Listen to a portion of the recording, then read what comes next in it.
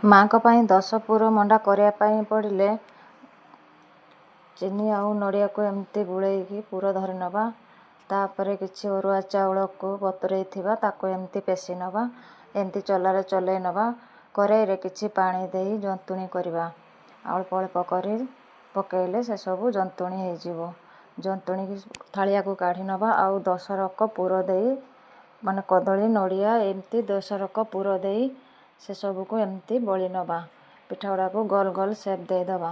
Shape ଦେଇଦେଲା ପରେ ସେଗୁଡ଼ଙ୍କୁ ସବୁ ଇଟିଲି ଛାଞ୍ଚରେ ସବୁ ପାଣି ଦେଇ ଟିକେ ଦେଇ ତା ଉପରେ ଟିକେ କଦଳୀ ପତ୍ର ପକେଇଦେବା। କଦଳୀ ପତ୍ର ନ ପକେଇଲେ ପିଠା ଗୁଡ଼ିକ ତଳେ ଲାଗିଯିବ।